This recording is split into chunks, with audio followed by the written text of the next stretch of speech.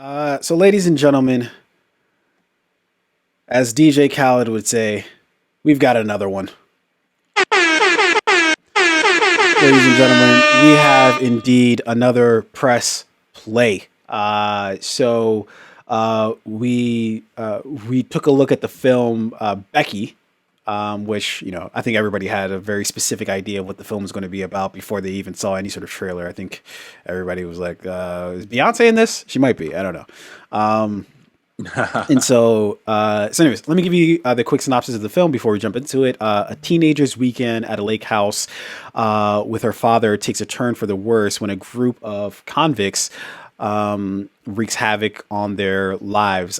This film was directed by Jonathan Milott and Carrie Mirnon, and written by Nick Morris, Ruckus Sky, and Elaine Sky. And yeah, let's just jump into it. Let's talk about the plot. What did you think about the plot for the film Becky? So I thought the plot itself wasn't it wasn't particularly uh, exciting Mm, in any way, right? Um, a teenager's weekend in a lake house with her father has a turn for the worst. There's nothing like forward thinking about this, right? Some escaped convicts, um, go back to this house where they have something hidden that they need, and this family is there, and things go south, right? Honestly, the plot itself, I wasn't too impressed by. However, what I was impressed by was like the characters, right? Um, the interactions between the characters, and how you take like a very basic plot, and in a sense, like kind of create something exciting out of what is not very exciting, right? Taking lemons and making lemonade. Um, I wish I had more to say about the plot. It's just not that exciting. Once we get into talking about the characters, some of our big winners, some of the moments throughout the movie, I think that's where it gets really exciting. yeah, I can sort of say the same thing. That the plot itself wasn't that terribly sort of like interesting to say the least. It was very basic. So basically, you have this girl Becky. She and her dad are going to this lake house, and she's kind of dealing with some traumatic stuff from her mom passing away from cancer, and it kind of shows at the beginning the duality of the things that she's going through along with these dudes that are in prison. Now, the dudes that are in prison who end up breaking loose are actually neo Nazis. And so Kevin James, of course, plays, I don't have his name right here in front of me, but he plays one of the neo Nazis. In fact, I think the head neo Nazi, at the beginning of the film, it sort of shows like the duality between their lives, and then basically things just kind of take a very sort of linear path from there in terms of like, you know, Becky, as well as her dad, and then her dad's like new fiance. They show up to the lake house, and then soon thereafter, these neo-Nazis show up looking for this key. Now it's very interesting that the key. It's never really explained what the key actually does, what it opens, and specifically what it does. But it's kind of alluded to what it might might entail. But anyways, they're looking for this key. Becky has the key, and wackiness ensues in terms of it's kind of like neo Nazis meet Home Alone is essentially like the premise for the film, essentially. Basically. And so it's not overly complicated, even a little bit. And one would say it's even lacking in some areas. I thought that the plot was very simplistic, almost too simplistic, and not very sort of like gratifying, as far as like being able to like understand what's going on.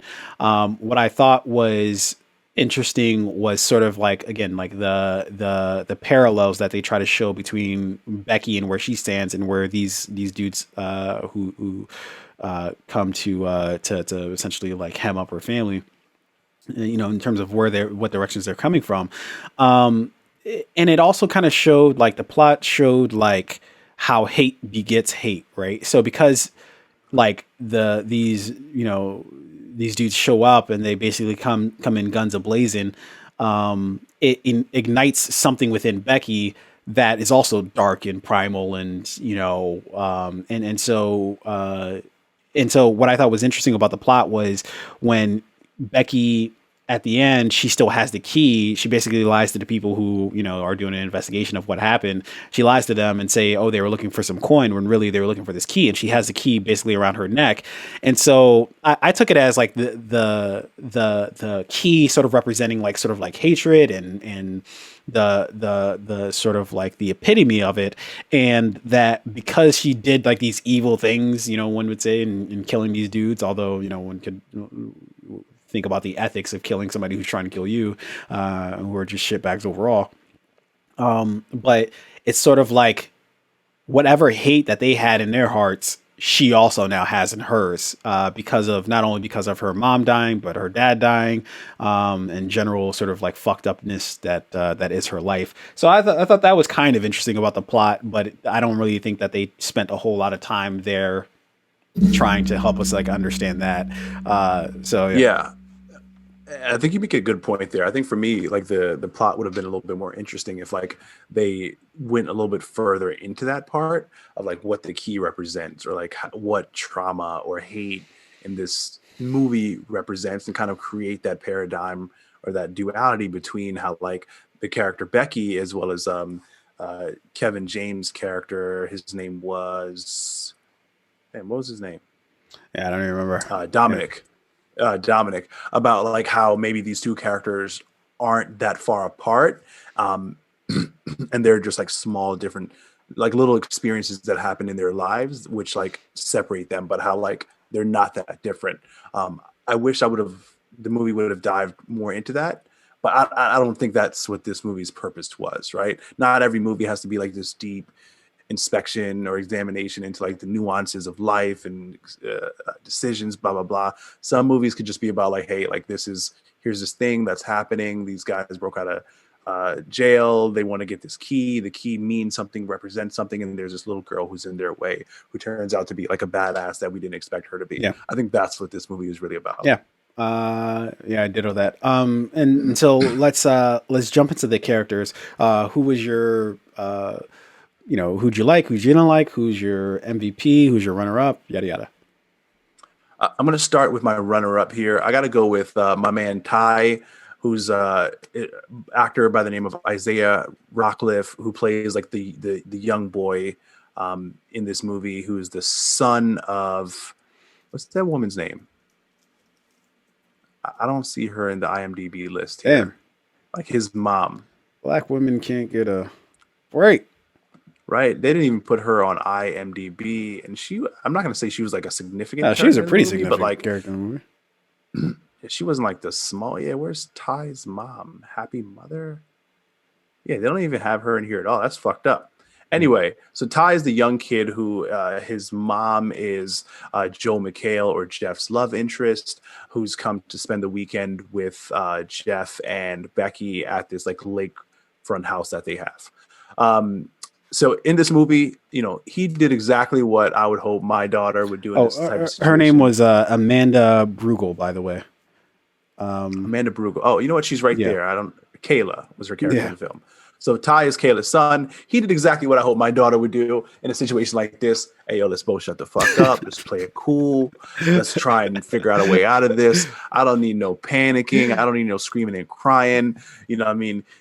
I'm gonna slide this little 38 to you. If shit goes popping, you just start shooting, bow bow, hit the back door. I'm gonna meet you on the other side. We'll get out of this clean.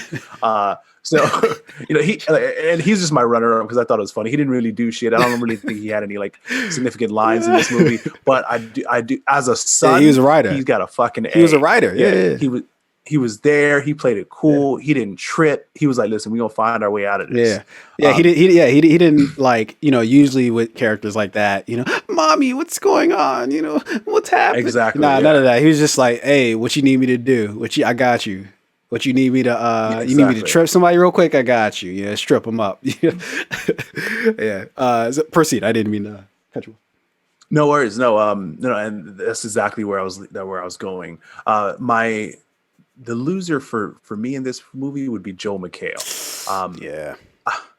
I think that, like, maybe it's just the way his character was written, maybe it's the way his character was directed, but like there just didn't really the connection between him and his daughter for me, it just wasn't there. I didn't, and obviously they were going through, you know, a traumatic experience together, but I still didn't get that like father daughter connection, right?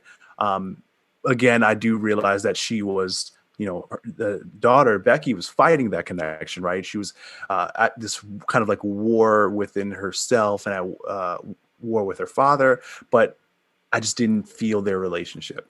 And I also didn't feel the relationship between Joel McHale and Amanda Bruegel's character, Jeff and Kayla.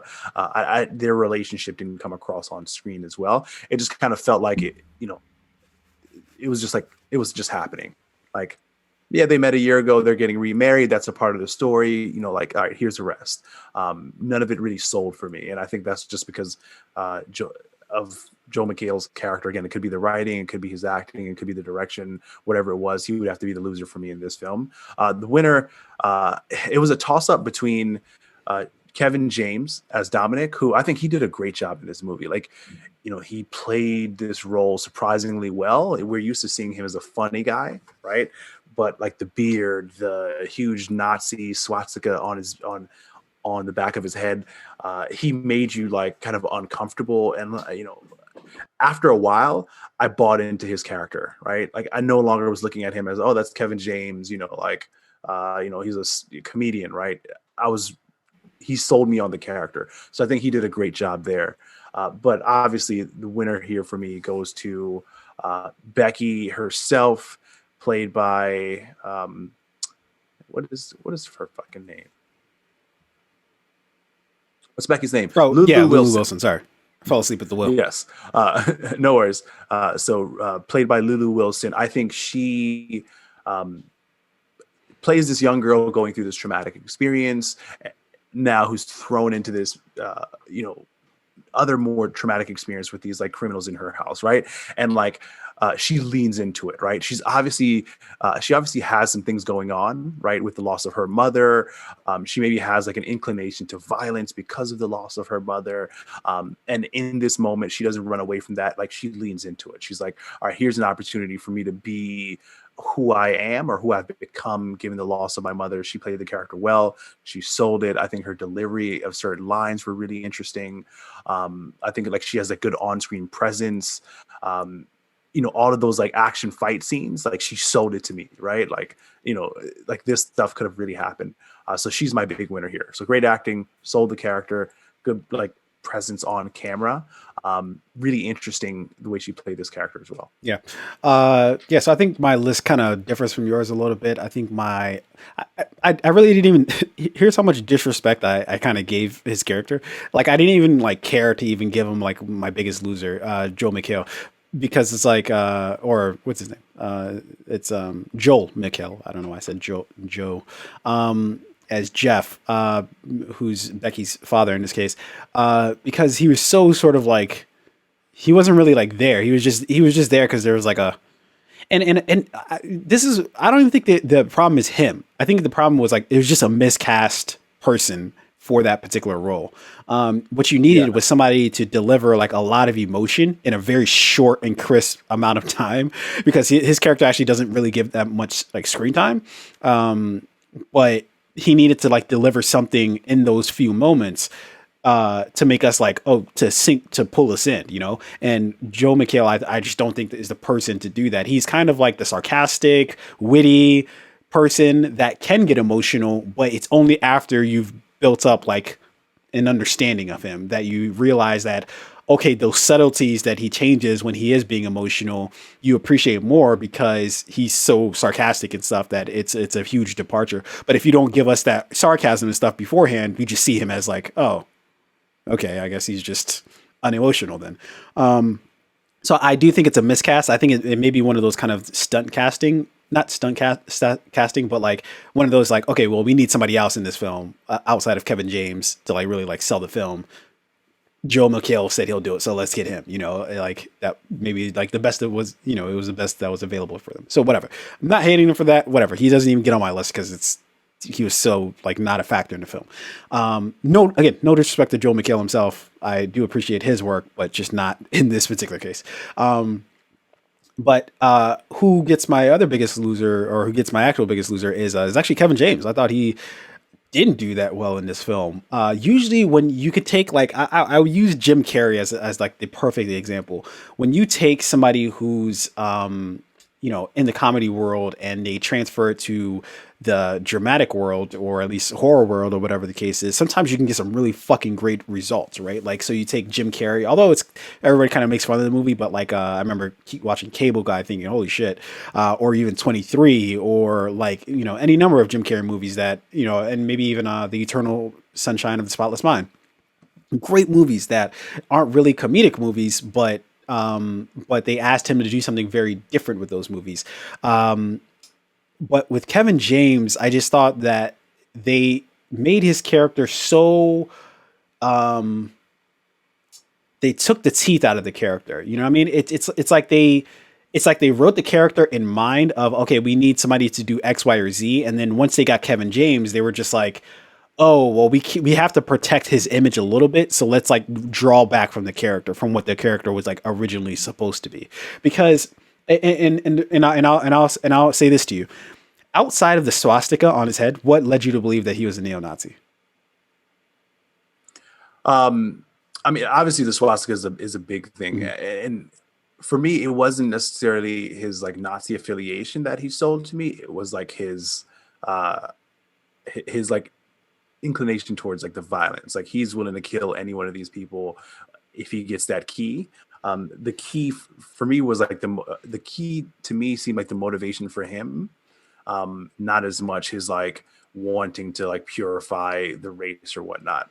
Yeah, but the problem with that is, For me, it was like his presence. I think he sold it to me with his presence, not necessarily like the lines he was given or how he delivered that lines. He had a really good presence on film for me, like as this character. yeah. So it would have been better if they never even mentioned that he was a neo-Nazi. Like I think that's the point that I'm trying to make, is that if you're going to make that such a big part of the movie, like in the trailer, it's striking. You see the tattoo on the side on the back of his head, and you think, oh my gosh, like this is Kevin James, like we've never seen Kevin James before, which it kind of was a little bit, but also not like full throttle. Oh, if he's dropping N bombs, you know, and you know, making comments here and there, okay, that's something I never thought I'd see from Kevin James. But this is like, okay, he shot somebody in the leg, and he was kind of willing to kill a little girl. That's pretty much like, you Yeah. know, all it really was. And so it's like, you can do all that without having a huge swastika tattoo on the back of his head, which makes you wonder like the whole time of like, oh shit, like he's a neo-Nazi. And that becomes like they made it a point that it was a thing we didn't as the audience, you know? So it's like you have this thing that's like clearly like a big factor within the movie, but then you just never address it at all, like even remotely. So you're saying they could have like built up his character for you to like as a viewer realize that, oh, he's a neo-Nazi, instead of putting the huge tattoo on the back of his head. Yeah, Or vice versa. Like maybe he has the tattoo on the back of his head, and he doesn't necessarily ever really come out and say he's a neo-Nazi, but like through his actions and his he leads you to behavior and some of the know that commentary. this is who I am. Nobody's ever going to explicitly say, "Oh, that's who you are," but you like through his actions, you can tell, "Oh shit!" Like, you know, this guy's, you know, his from his tattoo and the way that he's talking, you know, oh, like this is who this guy is. But it's like they're willing enough to show the tattoo, but they weren't willing to have him actually say the words and do the things that you would associate with somebody, especially if you run up on an interracial couple, like, you know, like, and then to say nothing, like, it's just like, all right, well, I guess that was just there. Anyways, so he's kind of my biggest loser, just because of the fact, not because of his actual performance, but because it felt like they wrote the character differently from what maybe they were, and I'm completely speculating, of course, but like it seems like they wrote the character a certain way, and then once they found out it was Kevin James, they kind of were like, we gotta PG this up a little bit, back a little bit. And so, and again, I might be completely wrong about that, but who knows? Of course, my winner from this has to be Lulu Wilson. Holy shit, dude! terrifying. She's fucking terrifying. Like I would never like even as like I know this is a movie, I would never want to be friends with her in person. Like I just she scares the shit out of me. And honestly, this is where great casting actually takes place. And it's hard Yeah. to believe that somebody could do the same thing.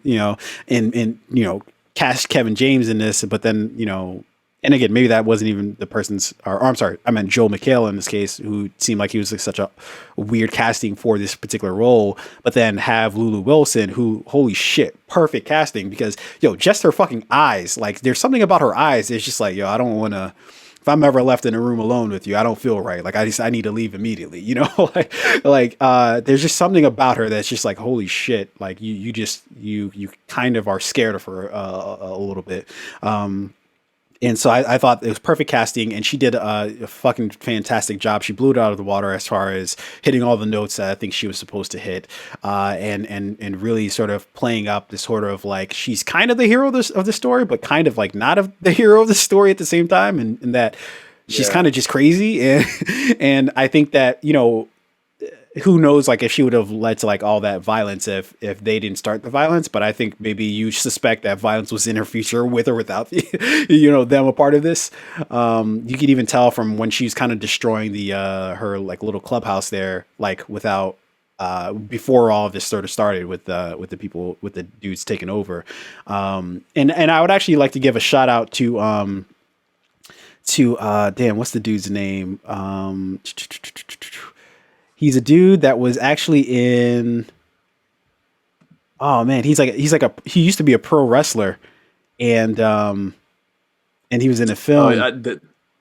I know who you're talking about. He was in like the Longest Yard with Adam Sandler. Yeah, yeah, yeah. That big And guy. I've like as everybody knows, like I've gone back and I've watched '90s, all the '90s wrestling and during this whole quarantine time, and I just got to the part where he was where he's in it, and so it was just like a surprise, like oh shit, there he is. Like after all these years, he's still working. So good for him. His name is Robert Millette. He plays Yeah. Apex. And so shout out to him real quick. I don't know if he necessarily did a great job in the film, but shout out to him nonetheless. All right. Yeah. And I should also mention that the casting by credit on the film is Sarah Kay as well as Jenny Lewis. All right, moving on to the cinematography. What did we think about the cinematography for the film? Who was the credit for that is Greta Zozulu is the cinematographer for the film. So I love the cinematography, especially like in the opening scene of the movie, where and I think you alluded to this earlier, where like they're showing the duality of a child's experience in high school and kind of comparing that to inmate's experience in prison, right? And they do that through like motion of the camera, where it feels like they're just doing a single pan, but so instead of just like a hard cut from one scene to another, it feels like the camera is just shifting and it's panning from like one view to the other, and it's like panning from prison to high school, prison to high school. I felt like that was a great way to show me that you're trying to tell me about how these environments are very similar versus just telling me. So I love the use of camera and motion then. Throughout some of the other pieces in the movie, I did like how it wasn't as like, for example, as Becky like moves through the woods, right? Like you get the environment because of how they use the camera. You could tell there was like someone with like not a mounted or stationary camera, but like one of those motion cameras, like following her through the woods. I don't think they did anything particularly bold or dynamic in this, but I do love how throughout the movie in several scenes they gave you the sense of like duality, like these things are happening all at the same time. We're not going to chop it up, we're not going to cut it, we're just going to show you we're just going to let you feel that a lot of these things are happening at the same time through our use of camera motion. Yeah. Yeah, I think camera motion was a big thing in the film. I actually didn't care for some of the transitions early on, and not necessarily the transitions you're talking about where they kind of go from, her at school to the prison and all that stuff. That I was fine with, but it's kind of like I sometimes hate the crossfade transitions that they do in the film because it's like, I don't know, it just felt a little out of place to me. But that's just maybe my own, preference, and it's not like good or bad or it doesn't yeah, it's just my own opinion. But what I actually really liked about the film was uh, I liked how you were saying like that they basically made you feel like things were happening at the same time. Like one of the specific moments in the film that I can point to is that when she's having the initial conversation with Kevin James's character about the key and she's kind of just being kind of like a smartass, and it's showing like that they're it basically showed them in the same place without actually being in the same place, and it showed them like basically like Yeah. looking at each other without them actually looking at each other. So I thought that was a nice kind of accent to it. It was a really good way to kind of chop that scene up and to like boil it down to them two, like that we knew, like, and of course like basically from the beginning of the movie we knew it was going to come down to those two, but it really sort of like helped sort of like bring that into crystal focus of like, okay, this is kind of a war between them. And that, and it also furthered again, like the whole sort of like the comparison between them, that they're kind of the same, as much as they might have a lot of things different, they're kind of the same in some ways. The other thing that I can clearly point to is holy shit, a lot of gore. There's so much fucking gore in this film. So much so that it's like, it wasn't hard to watch, but it also is kind of you get a little squeamish at certain points of like, fuck, like when and again, you should not be watching this if you have not watched the film, but when Kevin James, when he gets his eye gouged out, that was hard to watch. I couldn't, and then how he takes care of it, it's just like, Yeah, that part oh was crazy. no, yeah, that's not. That's not I don't want to see that. That's not helping me sleep at night. And so yeah, it was just a really gory film, which I feel like was kind of welcomed a little bit. If we're doing a spin on like a Home Alone, I think that gore is going to have to take place. Like if we think back to Home Alone, was kind of a gory film in and of itself. You got people's scalps being burned off and shit, and fucking like stepping on like thumbtacks and shit. There's a lot of shit that happened in Home Alone that's like, oh, that's not pretty. Yeah, this movie definitely does like take it to the next level. Like particularly the first guy she kills, when the character Becky stabs and kills the guy Cole out in the woods with the ruler. And like just when you thought she was done stabbing him, she comes back and she like stomps on the ruler that's already like through his neck, all so hard that the ruler like goes through the back of his neck and down into the ground, which just gives you like an idea of like how much force and anger and violence was and like rage was like filled was in her character at that time. So definitely a more gory Home Alone. But I liked it. Again, I think Lulu Wilson did great here. You know what's interesting though? So she was born in 2005, which means she's like what, 25? No. No, no. I was Sorry. like, what?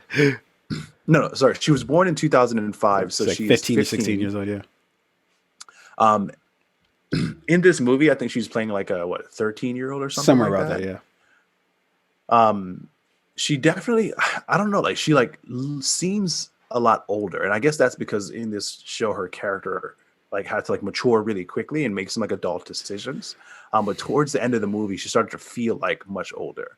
Well, yeah, I think it's because you feel some of the weight of her choices and the fact that she's whooping all these. And that's actually something I was going to say next. Is that at no point during the film, sometimes with films like this, and I think you would be the first person to say this, and it's surprising that you didn't say it, and I think that's just a testament to what I'm about to say, is that you never really feel at any point that she's not capable of doing anything that she actually did. And I think that's sometimes where some films like this kind of run amok, is just like sometimes you're like, that's not believable. Everything she did, you're like, no, that shit could happen. Like, Yeah, like where she first, with the guy with the ruler, like, she basically like sneaks up on him because she like throws the coin and he goes to look for the coin, and then she rides down like a fucking zip line and rocks him, kicks him in the back of like the head or some shit. And then she just immediately starts like stabbing him in every place that she could stab him. And so by the time he gets up, he's just like, I don't know what the fuck's happening. My spine doesn't feel good anymore. So there's like no yeah, way for him to really fight back because she did this kind of like sneak attack. And you don't feel at that point. and then Go ahead. no, sorry, go ahead. No, I was going to say, and a lot of times you wouldn't think like a 14 or 13, 14-year-old girl would be capable of that. But like with her and her character, it's like how quickly she moved, how quickly she made certain decisions. Like over time in the movie, like you just start to accept it. Like she's more than capable of this. Like she can kill all of these guys Well, if she's smart about yeah. it. Well, I don't even think it's because it's like, oh, she's 14, she's a girl. Like you don't think that. I think it's just like there's nothing that she does that you're just like it's out of the realm of like possibility to do, right? Like it's different if she took the dude and power slammed him, like put him in like a figure four submission lock, and then we were like, all right, well, I don't know if this is possible, right? But it was like she did everything like basically like it was all believable, like where she snuck up on the dude, she stabbed him a few times, and then he was like, I don't know what's going on, and then she stabbed him the last time and just kept stomping him. And then Yeah. with the other guy, she used like a tripwire to trip him up. And then I forget exactly how she even killed that dude, the bigger guy. So remember so the guy, he fell into the water, he couldn't swim, and then she like basically cut him up with the boat propeller. Yeah, yeah, so that's believable, and so and then when you get to Kevin James's character, it's not like she like duked it out with them. She just basically set him on fire, and so all those things are like, okay, these are all very believable things, and so I think that's what I appreciated about the film is that it made everything believable from that standpoint of like she's more than capable of doing all those things that that they showed her doing, Yeah. which is really dope. And so all right, let's move on to the last thing here. What do we think about the music, the soundtrack, the score, all that stuff? Who the music by credit on this is Nima Fakara, I believe that's how you pronounce her name. Other than the song that the character Becky sings in this movie, I don't really think, or for me at least, the music wasn't like a huge factor. There's so much going on in this movie to pay attention to other than the music. The only time the music really stood out for me was like in the initial car ride, where like Joe McHale's character and Becky are in the car together, and she's kind of like flipping through the radio station, and it lands on like this like a hip hop song that they play as they pull up to the house by the lake. That's the only, but I don't even know if that like song was really meant to symbolize anything, right? Because like she was just kind of like randomly flipping through the radio stations to uh like to piss her father off. So again, I don't know if that song really means anything, but I think it was just like it made this scene, it made that moment feel like what could have been a father-daughter relationship, made it feel a little bit more light and interesting. Other than that, the music for me didn't stand out, and that's not always a bad thing, right? Sometimes the movie is supposed to be like, if you're watching A Star Is Born, the music is as much a character as Bradley, what's his name, Bradley Cooper.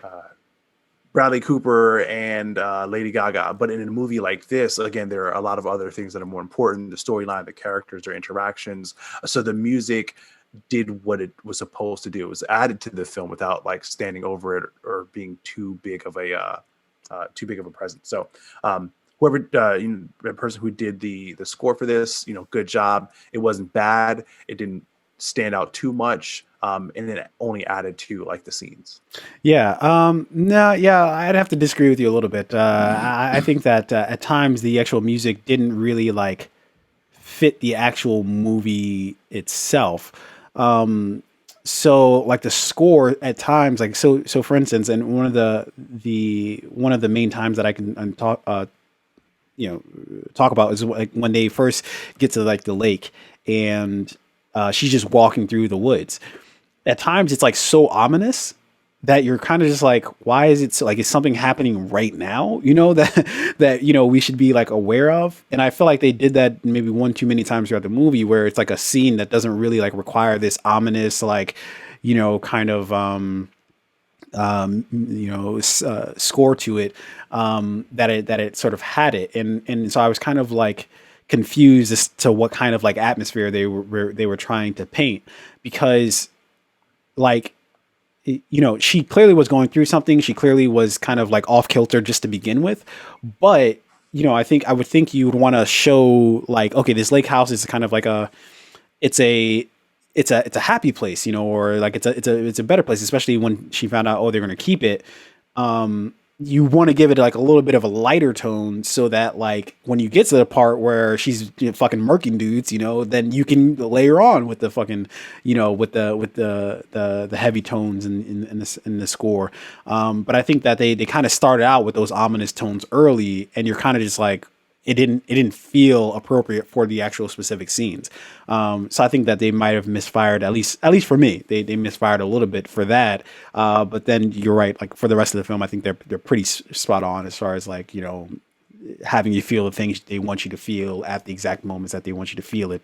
It was just few moments like that I was talking that I can say that that kind of No, wasn't no, great for me. I think you highlighted a I think you highlighted a good thing there. I mean, there could have been a little bit more contrast in between like the times when she's alone, when she's walking through the woods, when she's kind of like to herself, or when she's like strategizing to figure out, all right, how am I gonna like get out of this situation?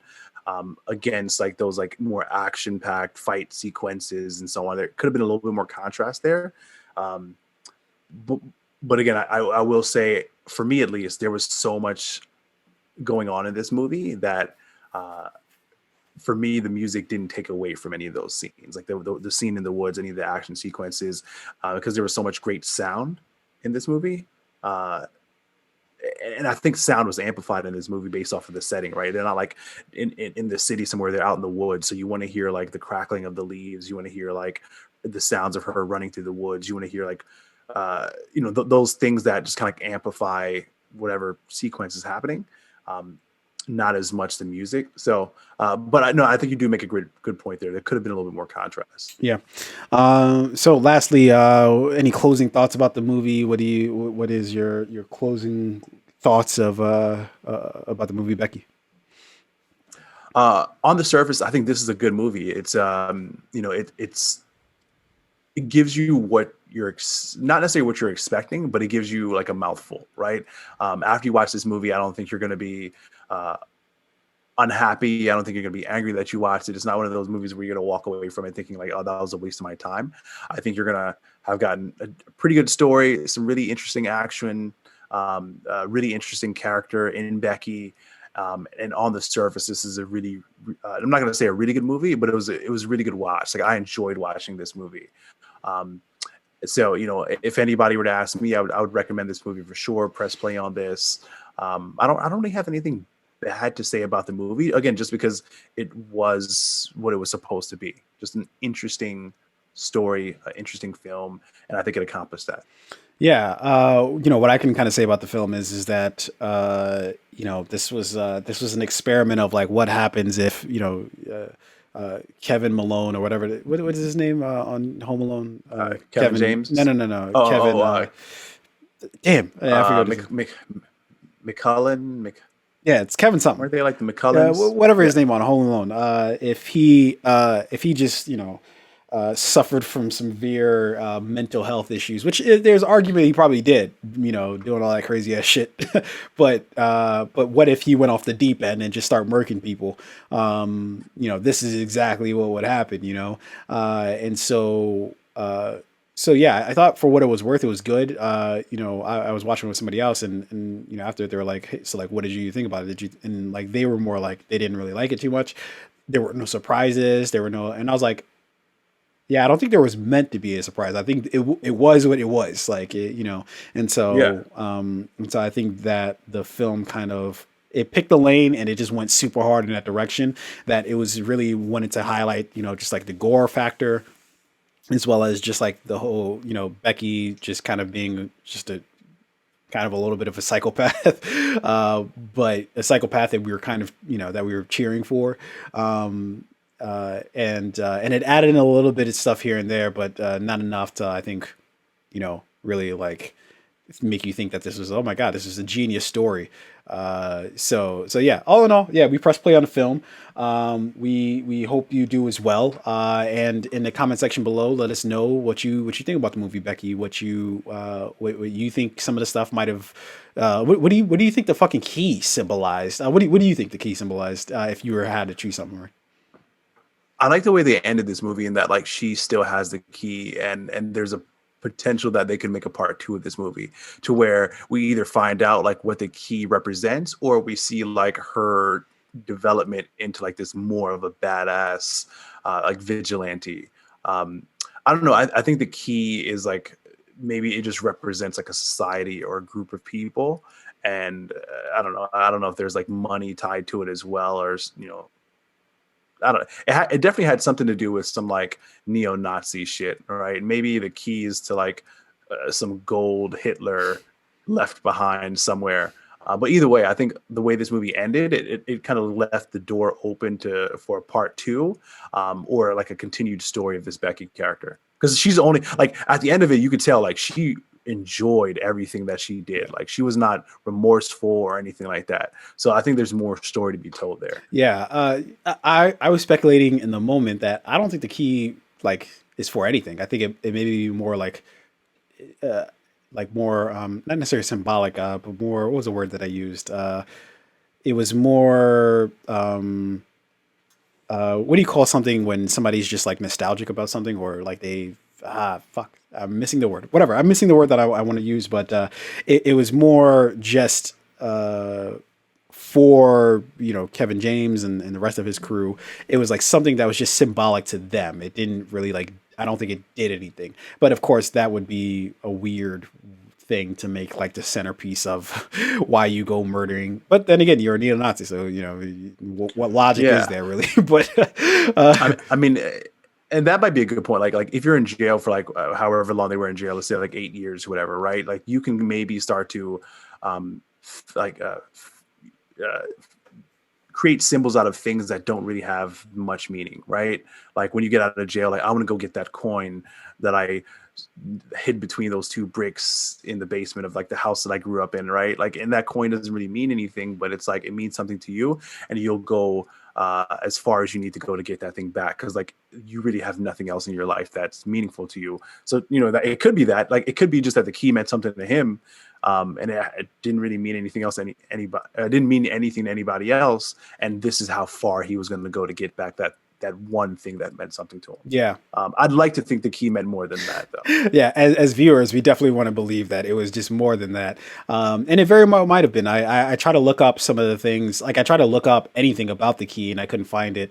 At least now, I'm sure in the coming weeks, I'm sure there'll be a lot of things out there that, as far as like what the symbols symbolize, like he had the tattoo as well as it was the same symbol that was on the key. So I'm sure there's Yeah. something that's going to pop up within the next couple of weeks, as far as like what the actual key represented or what they were trying to drive at. But until then, yeah, like I said, drop us a comment in the comment section below. Let us know what you think about the film. And yeah, press play on the movie Becky if you already haven't.